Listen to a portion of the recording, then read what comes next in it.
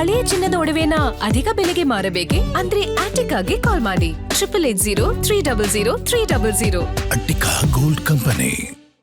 ಯಾವುದೇ ಕಾರಣ ಇಲ್ಲದೆ ಸಚಿವ ಸ್ಥಾನ ಮಿಸ್ ಆಗಿರೋದು ಅವರಿಗೆ ಒಂದು ರೀತಿಯಾದಂತ ಅಸಮಾಧಾನ ಇದೆ. ಅದರಲ್ಲೂ ಪರ್ಯಾಯ ದಾರಿಗಳ ಬಗ್ಗೆ ಅವರು ಯೋಚನೆ ಮಾಡ್ತಾ ಇದ್ದಾರೆ. ಕಡೆಗಣನೆ ಯಾಕೆ ಅನ್ನೋದರ ಕುರಿತು ಆಪ್ತರೊಟ್ಟಿಗೆ ಮಾತುಕತೆ ಕೂಡ ನಡೆಸಿದ್ದಾರೆ.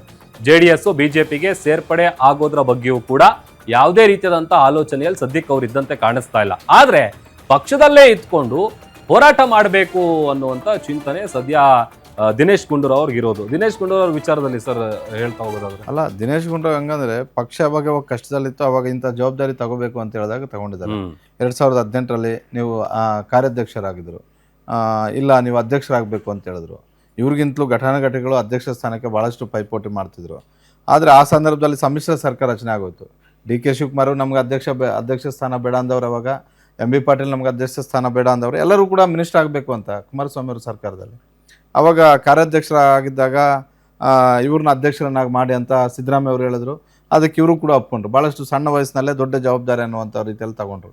2019ರಲ್ಲಿ ಲೋಕಸಭಾ ಚುನಾವಣೆ ಸೋಲ್ತು, ಅದು ಬೇರೆ ಲೆಕ್ಕಾಚಾರ. ಆದರೆ ಅದಾದ ಬಳಿಕ ಮತ್ತೆ ಇವ್ರನ್ನ ತಮಿಳುನಾಡು ಉಸ್ತುವಾರಿ ಮಾಡಿದ್ರು, ಗೋವಾ ಉಸ್ತುವಾರಿ ಮಾಡಿದ್ರು, ಬೇರೆ ಬೇರೆ ರಾಜ್ಯಗಳ ಕಾಂಗ್ರೆಸ್ ಉಸ್ತುವಾರಿಯಾಗಿ ಕೆಲಸ ಮಾಡಿದ್ದಾರೆ.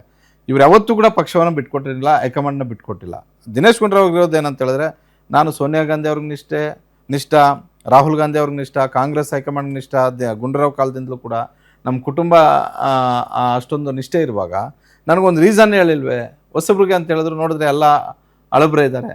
ಎಚ್ ಕೆ ಪಾಟೀಲ್ ಅವ್ರ ಮನೆಯಲ್ಲಿ ಅದೇ ಒಂದು ವಿಡಿಯೋ ವೈರಲ್ ಆಗಿದೆ ನೋಡಿ. ಇವ್ರು ಹೋದಾಗ ಅಂದರೆ ದಿನೇಶ್ ಗುಂಡೂರಾವ್ ಅಂತ ನಾಯಕರನ್ನ ನೀವು ನಡೆಸ್ಕೊಂಡಿದ್ದು ಸರಿ ಅಲ್ಲ ಅಂತ ಮೊನ್ನೆ KPCC ಕಚೇರಿ ಒಂದು ಹರಿದಾಡ್ತಿತ್ತು. ದಿನೇಶ್ ಗುಂಡೂರಾವ್ ಅವರು ತಮ್ಮ ಮಾಧ್ಯಮ ಸಂಯೋಜಕರಾಗಿ ಯಾರೋ ಒಬ್ಬ RSS ಅಲ್ಲಿ ಬೆಳೆದಂಥ ಹುಡುಗನನ್ನ ತಗೊಂಡಿದ್ರು ಅಂತ. ಓಕೆ, ನನಗನ್ಸುತ್ತೆ ಆ ಹುಡುಗ ಭಾಳ ಕಡಿಮೆ ದಿನಗಳಿದ್ದ, ಕೊನೆ ಅವಧಿಯಲ್ಲಿ 1-2-3 ತಿಂಗಳಿದ್ದ.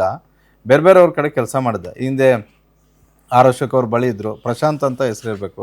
ಆರ್ ಅಶೋಕ್ ಅವ್ರ ಬಳಿ ಇದ್ರು, ಸುನಿಲ್ ಕುಮಾರ್ ಹತ್ರ ಇದ್ರು. ಈಗ ಮಾಧ್ಯಮ ಸಲಹೆಗಾರರಾಗಿ ಭಾಳಷ್ಟು ಜನ ಮಾಧ್ಯಮದಲ್ಲಿ ಕೆಲಸ ಮಾಡಿದಂಥವ್ರು ಅಲ್ಲಿ ಹೋಗಿದ್ದು.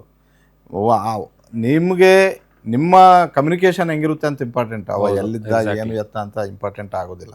ಅಲ್ಲ, ಯಾರು ಹೇಳ್ತೀನಿ, ನನಗನ್ಸುತ್ತೆ ಆ ರೀಸನ್ಗೆ ಮಿಸ್ ಆಗಿದೆ ಅಂತ ನನಗೇನು ಅನ್ಸೋದಿಲ್ಲ. ಬಟ್ ದಿನೇಶ್ ಗುಂಡೂರಾವ್ ಒಬ್ಬ ಪಕ್ಷದ ಕಟ್ಟಾಳು, ಇಂಥವ್ರಿಗೆ ಮಿಸ್ ಮಾಡ್ತಾರೆ ಅಂತ ಹೇಳಿದ್ರೆ ಇನ್ನೇನೋ ಗೊತ್ತಿಲ್ಲ. ಇದು ಒಂದು ರೀತಿ ದಿನೇಶ್ ಗುಂಡೂರಾವ್ ಅವ್ರಿಗೂ ಒಳ್ಳೇದು. ಯಾಕಂದರೆ ಲಾಸ್ಟ್ ಟೈಮ್ ಭಾಳ ಕಡಿಮೆ ಅಂತರದಲ್ಲಿ ಸೋತಿದ್ರು ಗಾಂಧಿನಗರದಲ್ಲಿ. ಈ ಬಾರಿ ಮತ್ತೆ ಅವ್ರು ರಾಜಕೀಯ ಮಾಡಬೇಕಾಗಿದೆ. ಅದನ್ನು ಕೂಡ ನೇರವಾಗಿ ಹೇಳಿದ್ದಾರೆ. ನನಗೆ ಮತ್ತೆ ಒಳ್ಳೇದಾಯ್ತು. ಯಾಕಂದರೆ ಮಿನಿಸ್ಟರ್ಗಿರಿದ್ದರೆ ರಾಜ್ಯಾದ್ಯಂತ ಸುತ್ತಬೇಕಾಗಿತ್ತು. ನಾನು ದಿನ ಬೆಳಗ್ಗೆ ಎದ್ದರೆ ನಕ್ಷತ್ರದಲ್ಲೇ ಇರ್ತೀನಿ.